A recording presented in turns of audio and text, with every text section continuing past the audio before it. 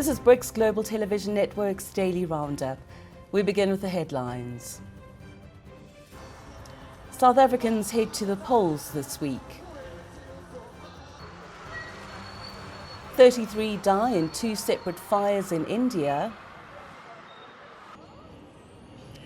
Saudi Arabia turns its focus to the gaming industry. And the Kolkata Knight Riders win the Indian Premier League. Hello, I'm Juliet Newell. We begin in South Africa, where the country is gearing up for elections to be held this week on Wednesday. Over the weekend, the country's governing party, the African National Congress, held its final election rally where thousands of people flocked to the FNB Stadium near Soweto. President Cyril Ramaphosa promised to do more and to do better. We gather here carrying with us the hopes and aspirations of millions of our people across the length and the breadth of South Africa to declare that together we will do more and we will do better. Ramaphosa's hour-long speech, however, wasn't enough to hold their attention as the stadium began to empty not long after he began addressing them. Surveys suggest the ANC's support will decrease in these elections, resulting in the party losing its absolute majority. And these people agree. Yes, I'd love to see more infrastructure and employment. Yes, I just want to see a change in the society.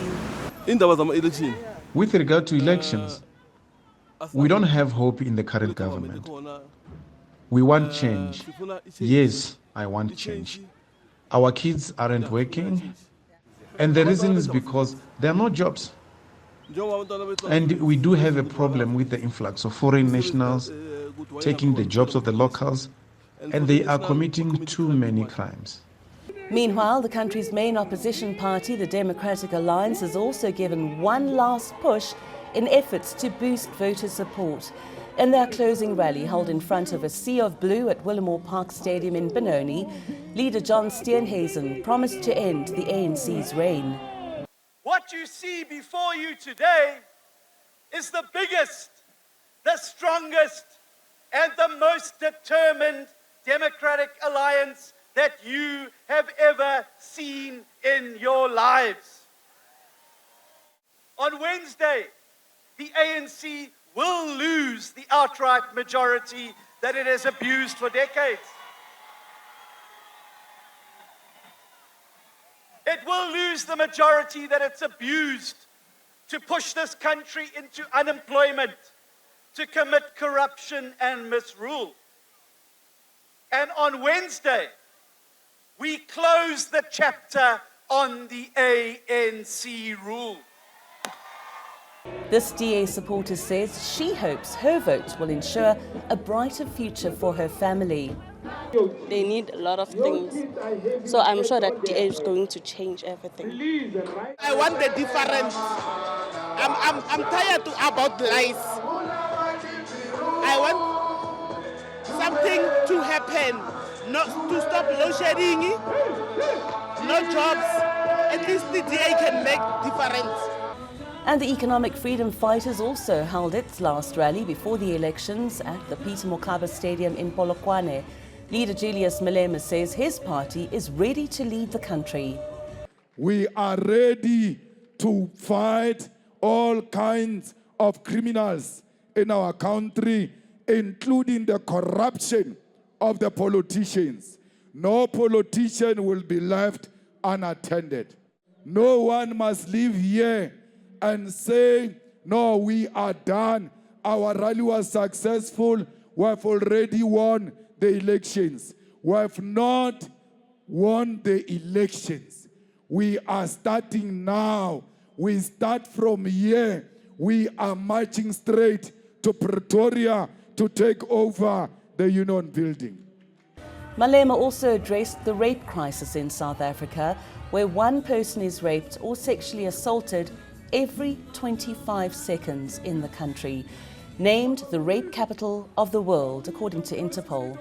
We are declaring a war against criminals. We are declaring a war against rapists. We are declaring a war against GBV. South Africa shall be place of peace. South Africa shall be place of law and order. The stadium was filled with thousands of supporters, one of whom was this man, who is optimistic about a brighter future should the EFF take the lead. We are hoping that by voting for EFF, this country will have a direction, will have a decisive leadership that will take us somewhere. The South African general election will be held this Wednesday, the 29th of June, where the country will choose a new National Assembly and the provincial legislature in each of the 9 provinces. Ukrainian President Vladimir Zelensky has called on China's President Xi Jinping and US President Joe Biden to join a peace summit in Switzerland next month. In an emotional video filmed amidst the ruins of the heavily bombarded eastern Syria Kharkiv, Zelensky delivered his appeal in English. I am appealing to the leaders of the world who are still aside of the global efforts of the Global Peace Summit. To President Biden, the leader of the United States, and to President Xi, the leader of China. We do not want the UN Charter to be burned down just like these books. And I hope you don't want to either. Please show your leadership in advancing the peace, real peace, not just a pause between the strikes. The efforts of global majority are the best guarantee that all commitments will be fulfilled. Zelensky also emphasized the importance of global participation, stating that the collective efforts of the international community provide the best assurance for fulfilling commitments. The conference on the Ukraine war is scheduled to take place at a luxury resort near Lucerne on the 15th and 16th of June, hosted by the Swiss government upon Ukraine's request. Despite invitations extended to 160 delegations, Russia's declined to participate, while Biden's attendance remains unconfirmed. Organisers anticipate involvement from countries including members of the BRICS Plus group, G7 and the G20. It's been a weekend of tragedy in India as 2 unrelated incidents claimed at least 33 lives. 6 were newborn babies. In the first incident, a fire ravaged a crowded amusement park in the city of Rajkot in Gujarat. The blaze broke out on Saturday inside a 2-story structure at a theme park. Around 300 people were inside the building at the time. In a desperate attempt to escape the flames, patrons rushed to the entrance, but it was difficult to get out as a temporary structure had fallen, blocking the way. Officials say the inferno spread fast as the structure was made from flammable material. At least 27 people lost their lives. 4 were young children. And in an unrelated incident, 6 newborn babies died when a fire tore through a children's hospital in New Delhi. According to authorities, the flames spread rapidly after an oxygen cylinder exploded. Investigations into both incidents are being carried out, with authorities warning those who are responsible will not be spared.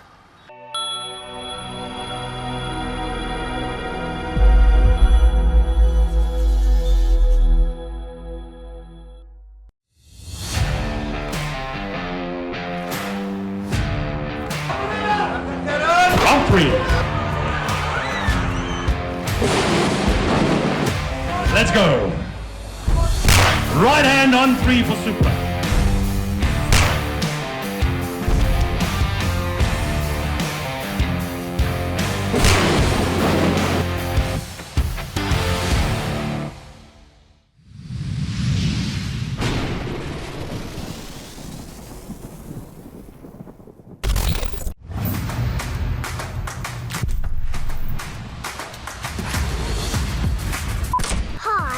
I'm Ava. I think you should watch BGTN Daily because it's the best. I'm glad you didn't knock that over.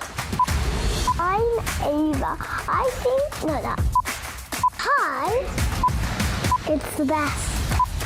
Because it's the best. Because it's the best.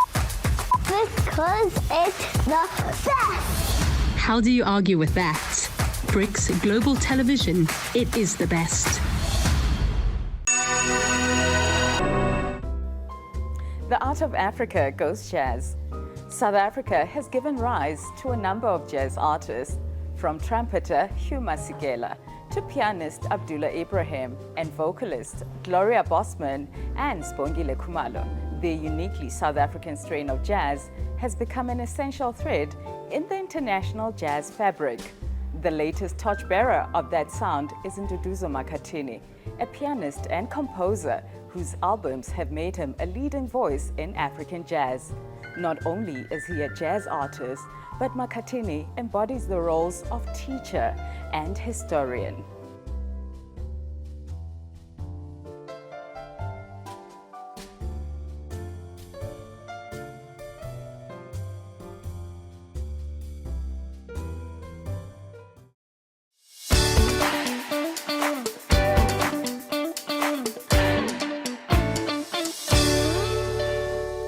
To entertainment news now, an Iranian film being showcased at the Cannes Film Festival has been wowing film critics.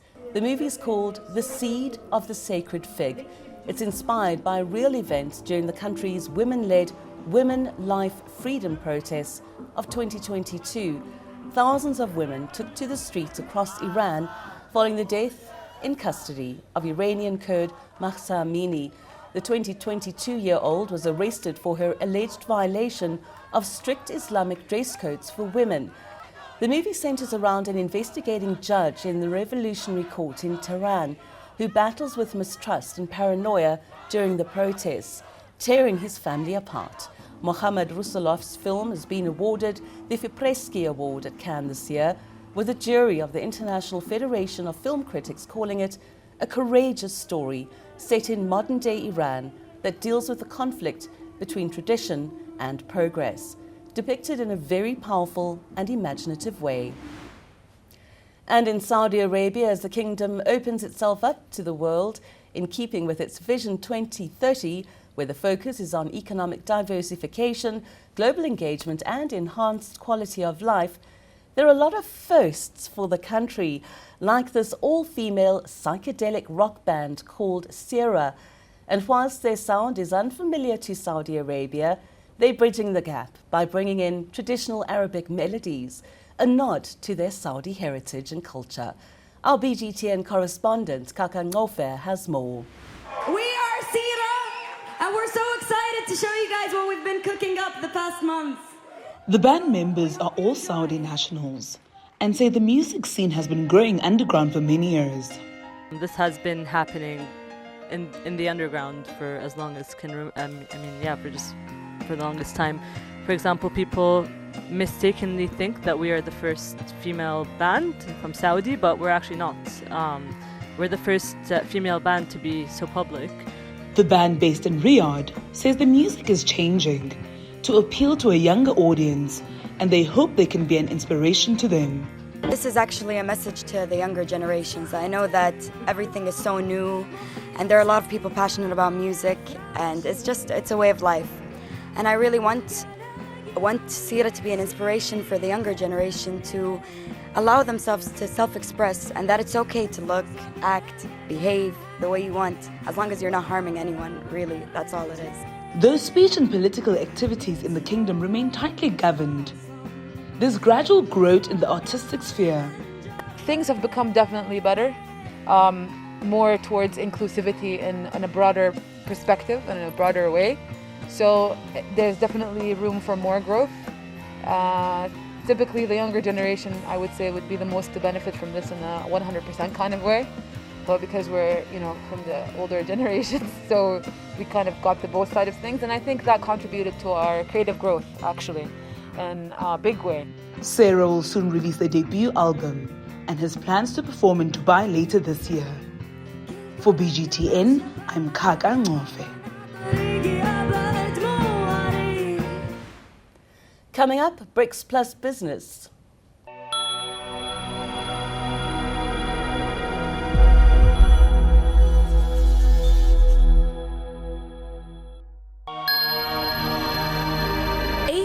Gangster Museum and Township Tours takes us on a transformative journey alongside reformed gangsters, showcasing the remarkable evolution from purveyors of drugs and violence to architects of captivating tourist attraction. We're primarily focused on alleviating gangsterism, so we take people around the townships.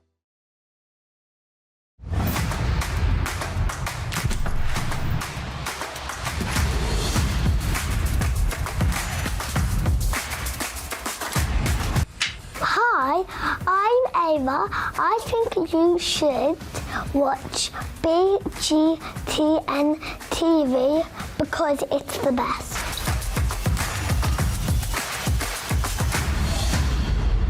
Coming soon on BRICS Global Television. I remember being in the stadium, going into the stadium, and then there were kids outside asking for our autograph and things like that. And they really believed that we were these superhuman characters that were just used the wheelchair to get around, hidden superpowers kind of thing. And the stadium in London was sold out every single day. I mean, for that, it I think was both for the athlete and for people around the world said, you know, this is actually something worth watching. This is something, you know, that's worthwhile. We can take note of it.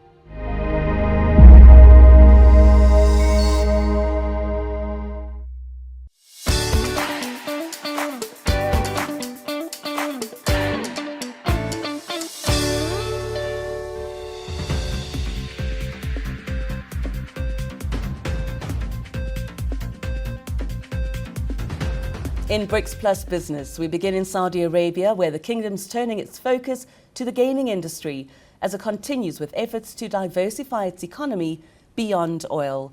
With its sights set on becoming a global hub for the sector, it's aggressively pursuing investments in gaming companies. Under Crown Prince Mohammed bin Salman's Vision 2030 program, the kingdom has allocated $38 billion to expand its gaming industry. The investment drive includes acquiring stakes in prominent gaming companies like Capcom, Nintendo, Activision Blizzard, and Electronic Arts. Savvy, a subsidiary of the Public Investment Fund, has already made significant acquisitions, including Sweden's Embracer and Scopely, the US mobile games company behind Monopoly Go. In addition to acquisitions, Saudi Arabia is actively involved in esports, with Savvy acquiring tournament organizer ESL Gaming and the platform Fasalt. Saudi Arabia sees esports as a gateway to establishing the kingdom as a key player in the gaming industry, with ambitious targets to create gaming companies, generate game-related jobs, and produce blockbuster games by 2030. In China, the country's experienced a good first quarter, outperforming government's GDP growth target of 5% for 2024, achieving 5.3% in Q1. That's a 0.1% increase compared to the last quarter of 2023. Our partners in China filed this report. China has just released its growth rate for the first quarter in 2024, which is 5.3%, well above market expectations, as the world's second largest economy has gotten off a robust start and laid the solid foundation for the economy to achieve the preset goal of growing by around 5% for the whole year. The growth rate, underpinned by solid growth in export and robust growth in high-tech industrial output, meant China's economy remains the healthiest among major economies and continue to play a leading role to drive global economic recovery, Chinese analysts said.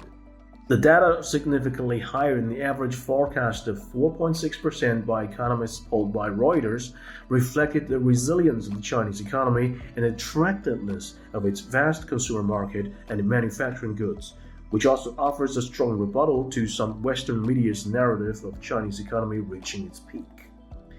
As the statistics came out, China's top economic planner, the National Development and Reform Commission, announced a series of stimulus measures to further boost the economy. Supportive efforts, including facilitating investment plans through the central budget and promoting additional treasury bond issuance, are part of the government's work plan to consolidate growth for the rest of the year. While there are lingering challenges, Mainly due to a complicated external environment, inadequate demand, and weak social expectations for the economy, the country's economic development in the long run remains solid, with steady progress being made, thanks to the supportive policies and consumption upgrades, among other factors. Coming up, BRICS Plus Sport with Yolanda Pondo.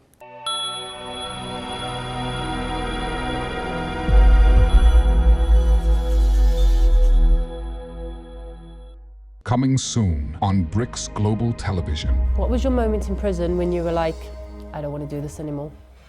I was 21 years old when I took my first life in prison. I had 1 star on my shoulder. By the age of 25, I became the first star general of the 28s, meaning that I had 4 stars on both my shoulders. I had taken 8 people's lives.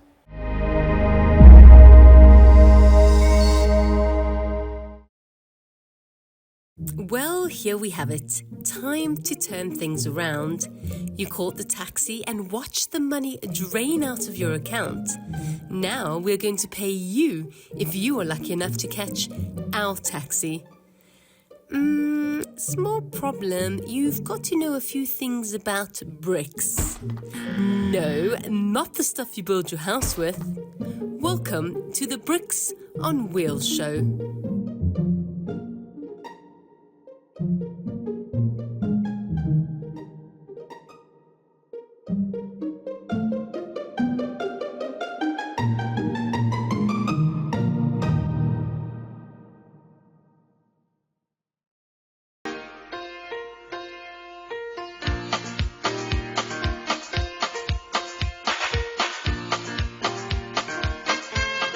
South African townships have had a significant influence on the sound of music.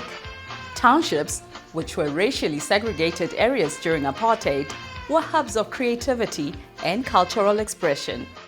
You know, I wrote a simple love song which was called You're So Good To Me, and it suddenly became this enormous hit on Ukhozi FM, which is a Zulu vernacular station. There were state-owned stations in those days.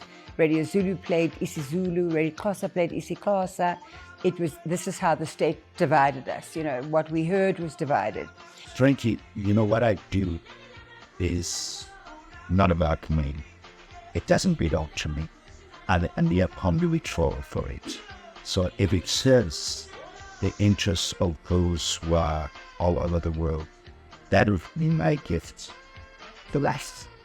Radio DJs have historically played a significant role in shaping the music industry and the sound of popular music. I think bubblegum really found its footing and stuck to the ears of listeners in the 80s.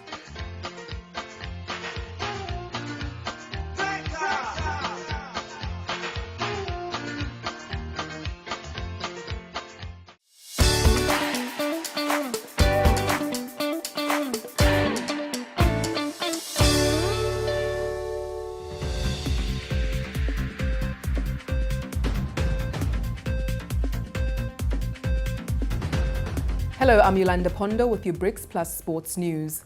We begin in India, where the Kolkata Knight Riders have thrashed Sunrisers Hyderabad by 8 wickets, clinching their 3rd IPL title.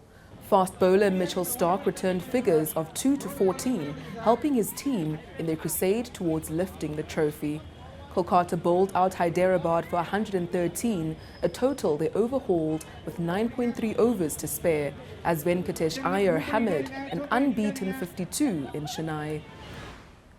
And in the Asian Champions League, Al Ain smashed 10-man Yokohama F. Marinos 5-1 to secure their win in the finals, and that's the 2nd time in the team's history. Al Ain, the highly successful club from the United Arab Emirates, achieved victory in the inaugural Champions League final in 2003 and secured 2nd place in 2005 and 2016. On their path to the final, Al Ain eliminated Cristiano Ronaldo's Al Nassr in the quarterfinals and halted the record 34-match winning streak of Saudi giants Al Hilal in the semi-finals. With this triumph, Al Ain also secured a spot in the revamped 32-team club World Cup, scheduled to take place in the United States next year. Brazilian football icon Ronaldinho has pitched in to help the flood victims of Rio Grande do Sul. He came out of retirement on Sunday to play in a charity match aimed at aiding flood victims in Brazil's southern region. Hailing from Rio Grande do Sul, one of the hardest hit areas, Ronaldinho scored twice and provided an assist in the 5-5 draw at Rio de Janeiro's Maracana Stadium. The event, which saw the participation of other football luminaries like Cafu and coach Dorival Jr., was a testament to solidarity in the face of tragedy. Reflecting on the devastation caused by weeks of relentless flooding, Ronaldinho expressed gratitude for the support, emphasizing the unity displayed by Brazilians during these challenging times. The catastrophic floods, claiming over 160 lives and inundating 90% of towns in Rio Grande do Sul, prompted a swift response from athletes and communities alike. With over 500,000 displaced residents and ongoing challenges in assessing the damage, the region faces a prolonged period of recovery. The recurring extreme weather events in the region underscore the urgency of addressing climate change and deforestation, factors exacerbating the frequency and intensity of such disasters. Despite the grim situation, the solidarity exhibited during the charity match offers a glimmer of hope amidst the devastation, emphasizing the resilience and compassion of the Brazilian people. See you again tomorrow with more BRICS Plus Sports News.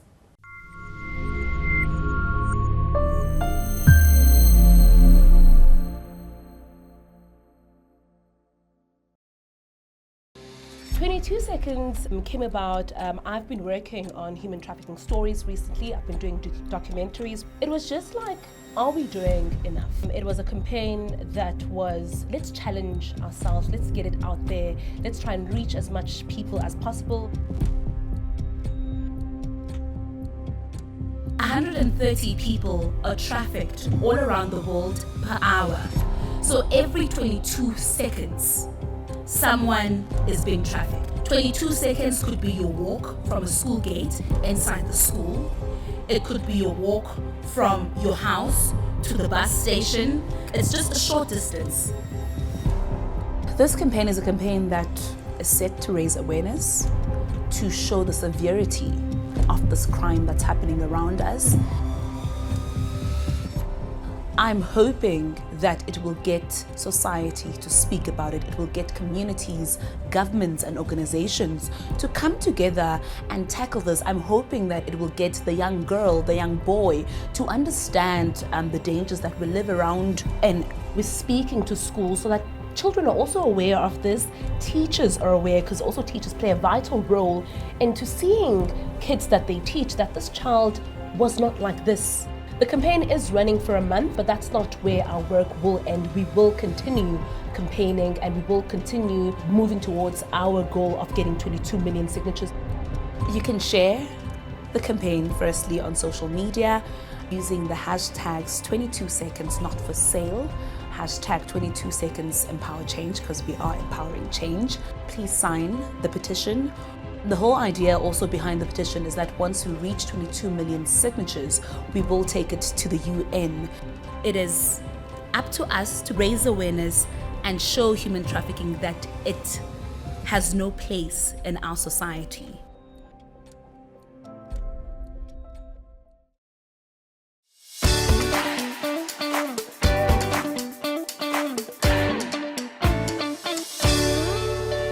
And that's today's Daily Roundup. We'll be back again tomorrow with more BRICS Plus news. Until then, stay up to date by visiting our website or social media.